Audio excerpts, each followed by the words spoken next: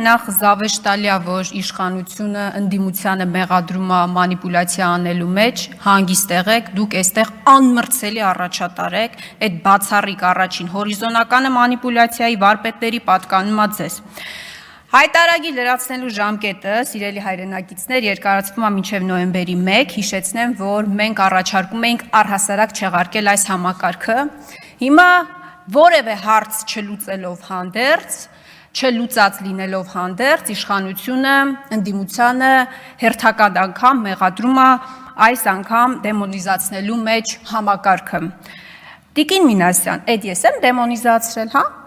Ես 3 ամիսա պետական կառույցներից չեմ կարողանում ստանալ պարզ հարցի պատասխան, արդյոք քրեական օրենսգրքի 444 հոդվածը վերաբերվում է ֆիզիկական անձանց։ Հիշեցնեմ, որ պետական եկամուտների կոմիտեի նախագահը բանավոր խոսքի ժամանակ հայտարարել է, որ վերաբերելի չի, գրավոր հարցման ժամանակ ասել է, որ իր իրավասություններից դուրս է։ Գլխավոր դատախազը, հարգելի գործընկերներ, սիրելի հայրենակիցներ, առհասարակ հրաժարվել է հարցին պատասխանել, ասելով, որ իր սահմանադրական լիազորություններից դուրս է։ Այդ կարող է երազեի տեսել, եկել էի ձեզ պատմում էի, կարող է երազեի տեսել, եկել էի ձեզ պատմում էի, դուք էլ ջուրն էիք։ Կարող է, դե հա հասկանում, ձեր համար նորմալ է, եթե ձեր համար նորմալ է, որ երկրի վարչապետը կարող է ազգային անվտանգության ծառայությանը հանձնարարի բռնել սատանաներին կառավարության նիստի ժամանակ, հաջորդ օրն էլ, հաջորդ օրը թե մի ամիս հետո էլ, իր ընտանիքին պատկանող թերթը հարցում ուղարկի ԱԱՑ-ը, թե արդյոք բռնեցին սատանաներին, թե ոչ, նորմալ է, որ ձեր համար այս ամեն ինչը դեմոնիզացիա է եւ երազ է, որը տեսել եկել էի ձեզ պատմում էի։ Ինչ ասում, հարգելի հայրենակիցներ, ինչ են ասում իշխանական падգամավորները։ Նախ Բաբկեն Թունյան ասում է, հերքում է, հետո ասում է, բայց իրավաբանների հետ մի հատ կխոսանք, հետո կարձագանքենք։ Տնտեսական հանձնաժողովի նախագահն է, իրավաբանների հետ խոսել է, եկել է նույն պնդումներն է անում։ Պարոն Թունյան, բա որ այդքան ամեն ինչը պարզ էր։ Ձեր ընտրած գլխավոր դատախազը այդ պարզ հարցերին չէր կարողանում պատասխանել։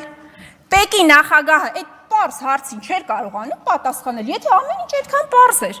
Կամ Վլադիմիր Վարդանյանը, ես ցավում եմ, որ հիմա այստեղ չի, ասում է մանիպուլացնում է Տիկին Խամոյանը։ Խնդիրը այստեղ հոդվածը չի, գլուխն է։ Եթե ես չեմ սխալվում, մեզանից իրավաբանը Վլադիմիր Վարդանյանն է։ Եվ իդեպ պարոն Թունյան, ես որ եկել այստեղ խոսում էի, իրավաբանների հետ խոսել, նոր է եկել այստեղ խոսում։ Պարոն Վարդանյանը չգիտի, որ քրեական օրենսգրքում հոդվածն է մեկնաբանման առարկա, ոչ թե գլուխը։ Ես վստահ եմ, որ ինքը շատ լավ գիտի, պարզապես այստեղ իր բառերով մանիպուլացնում էր իրավիճակը։ Հիմա ամենակարևորը, սիրելի հայրենակիցներ, ես պնդում եմ, որ սա փորձանք է լինելու ձեր գլխին, բայց սրա մասին իշխանությունները հիմա լռում են։ Իմ ձեռքի տակ հայտնվել է պետական եկամուտների կոմիտեի պատասխան, որտեղ սևով սպիտակի վրա գրված է, որ հարկային մարմնի կողմից կիրառվում է օրենսգրքի 169 հոդվածով սահմանված վարչական պատասխանատվության միջոցները, սակայն հաշվի առնելով, որ նշված իրավախախտումների մասով դեռևս չեն սպառվել նույն հոդվածով սահմանված կիրառման ենթակա բոլոր պատասխանատվության միջոցները, ինչը որպես պարտադիր պայման նկարագրված է քրեական օրենսգրքի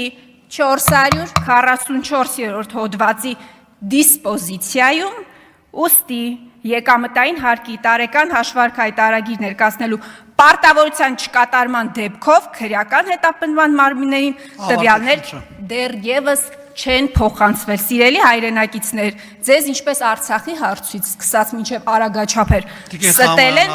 այնպես էլ այս հարցում են ստում եւ պատրաստվեք, որ հաջորդ տարվանից քրեական հետապնդումներ են սպառնում այն քաղաքացիներին, ովքեր հայտարարագիր չեն լրացնի կամ կեղծ տվյալներ կլրացնեն։ Շնորհակալ եմ։